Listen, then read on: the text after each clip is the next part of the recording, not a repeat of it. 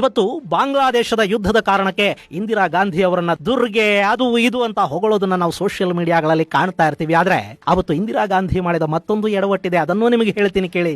ಭಾರತ 15,000 ಚದುರ ಕಿಲೋಮೀಟರ್ನಷ್ಟು ಭೂಪ್ರದೇಶವನ್ನ ಪಾಕಿಸ್ತಾನದಿಂದ ವಶಪಡಿಸಿಕೊಂಡಿತ್ತಲ್ಲ, ಆ ಸಂದರ್ಭದಲ್ಲಿ ಸಿಂಧ್ ಪ್ರಾಂತ್ಯದ ಇದೇ ಚಾಂಬ್ ಪ್ರದೇಶವನ್ನ ಪಾಕಿಸ್ತಾನ ಮತ್ತೆ ತನ್ನ ಕೈವಶ ಮಾಡಿಕೊಂಡಿತ್ತು.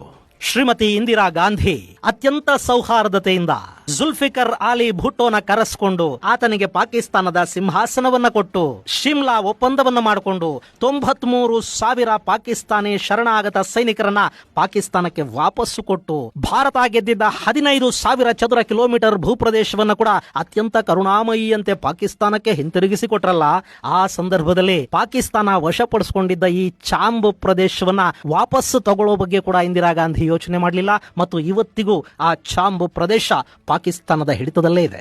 ಆ ಸಂದರ್ಭದಲ್ಲಿ 93,000 ಪಾಕಿಸ್ತಾನಿ ಸೈನಿಕರನ್ನ ಮತ್ತು 15,000 ಚದರ ಕಿಲೋಮೀಟರ್ಗಳಷ್ಟು ಭೂಪ್ರದೇಶವನ್ನ ಪಾಕಿಸ್ತಾನಕ್ಕೆ ಬಿಟ್ಟುಕೊಡೋ ಮೊದಲು ಭಾರತ ಈ ಹಾಜಿಪೀರ್ ಪಾಸ್ ಅನ್ನ ವಾಪಸ್ಸು ತಗೊಳ್ಳೋ ಒಂದು ಪ್ರಯತ್ನವನ್ನ ಮಾಡಬಹುದಿತ್ತು. ಆದ್ರೆ ಅದನ್ನ ಮಾಡಲಿಲ್ಲ. ಯಾಕೆಂದ್ರೆ ನಮ್ಮ ನಾಯಕರು ಮತ್ತು ಅವರ ಸುತ್ತಮುತ್ತಲಿನ ಜನ ಇದ್ದಾರೆ ನೋಡಿ, ಅವರಿಗೆ ಭೂಪಟಗಳ ಅಧ್ಯಯನದ ಕೊರತೆ ಇರಬೇಕು ಅಥವಾ ಭಾರತದ ಗಡಿಗಳಲ್ಲಿನ ಆಯಕಟ್ಟಿನ ಜಾಗಗಳನ್ನು ಅರ್ಥ ಮಾಡಿಕೊಳ್ಳೋದ್ರಲ್ಲಿ ಅವರು ವಿಫಲರಾಗಿರಬೇಕು. ಈ ಕಾರಣದಿಂದ ಇವತ್ತು ಹಾಜಿಪೀರ್ ಪಾಸ್ ಅನ್ನೋದು ಪಾಕಿಸ್ತಾನದ ಕೈಯಲ್ಲಿ ಭಾರತದ ವಿರುದ್ಧದ ಅತಿ ದೊಡ್ಡ ಅಸ್ತ್ರವಾಗಿ ಬದಲಾಗಿದೆ.